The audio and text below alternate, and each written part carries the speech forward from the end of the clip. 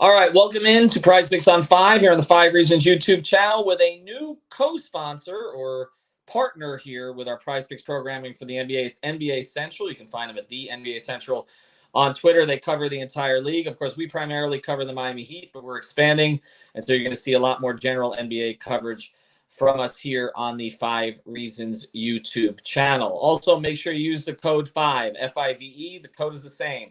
You use that code, you get your initial deposit matched up to $100. So use the code 5.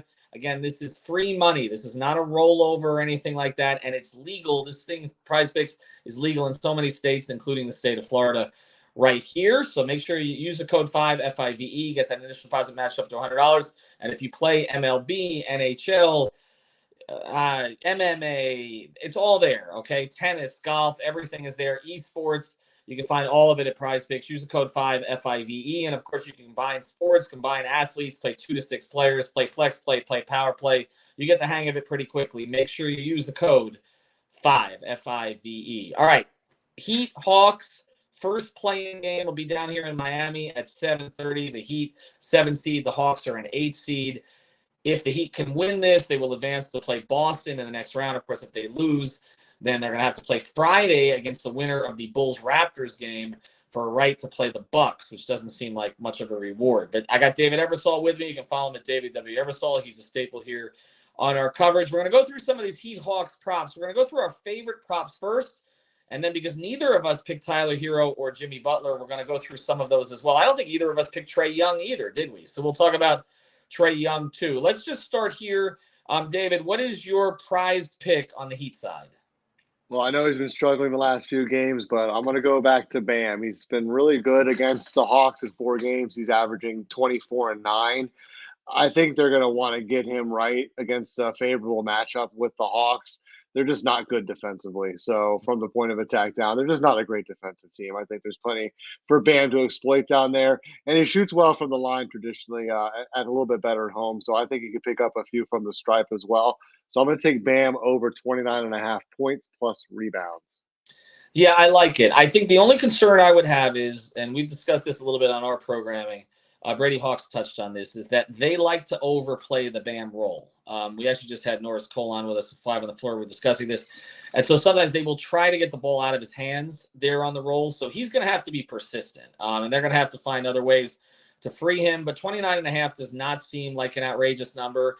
And remember, Eric Spoelstra will typically play his core players more minutes once the real games start. So I think that Bam might get stretched a little bit from his usual 33 or so to maybe 37 or 38 minutes, even though they do have more competent bigs on the roster than they had earlier this season. So I would anticipate Bam would probably clear that.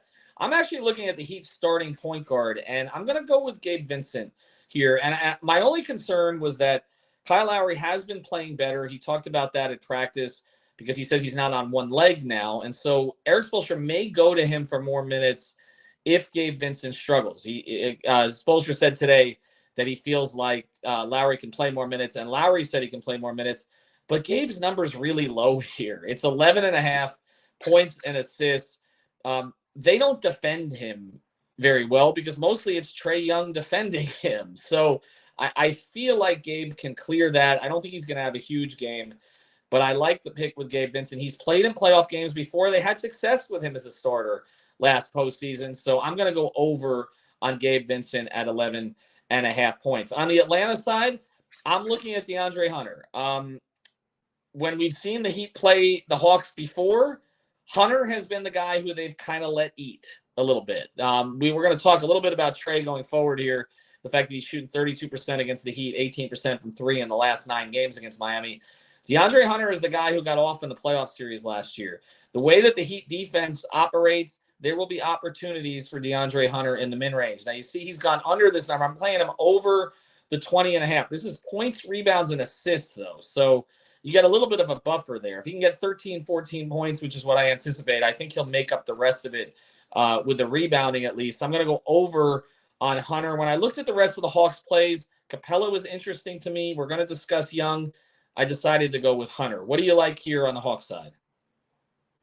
On the Hawks side, I'm going to go, like you said, with Capella.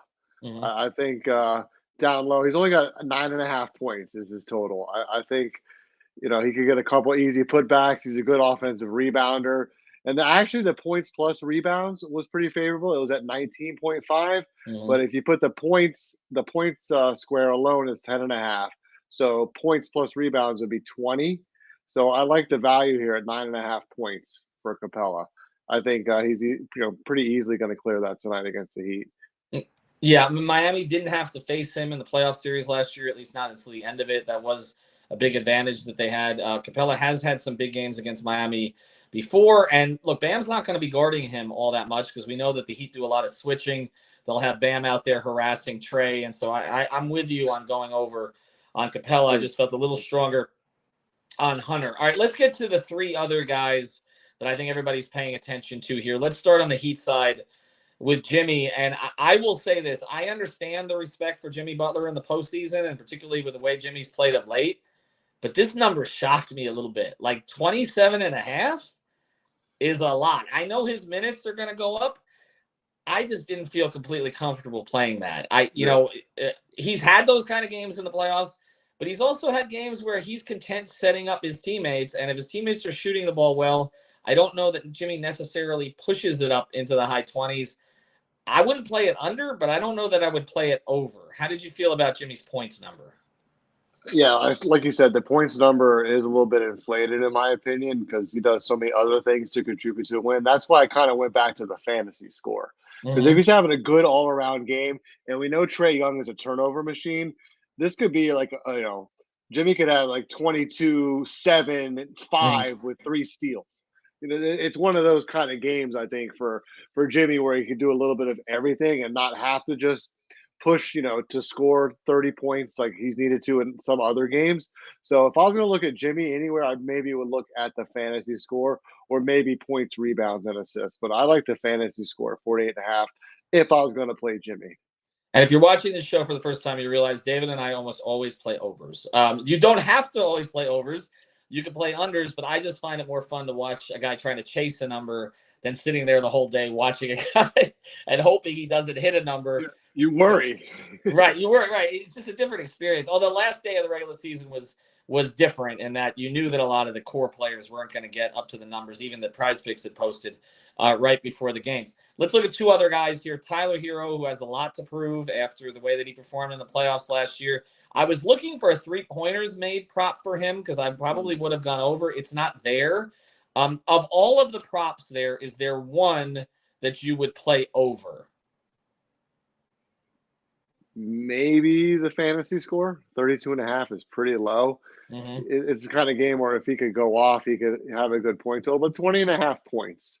If you keep it simple with Tyler, you don't restrict yourself to threes or free throws made or anything like that. Like he can score at any level. I mean, he can score down low, with layups, and he can make obviously threes and free throws. He's a great free throw shooter.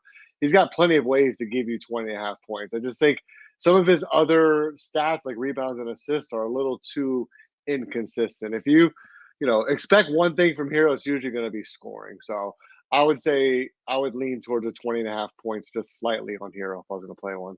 Yeah, the number that I liked a little bit was the 5 rebounds, David. Mhm.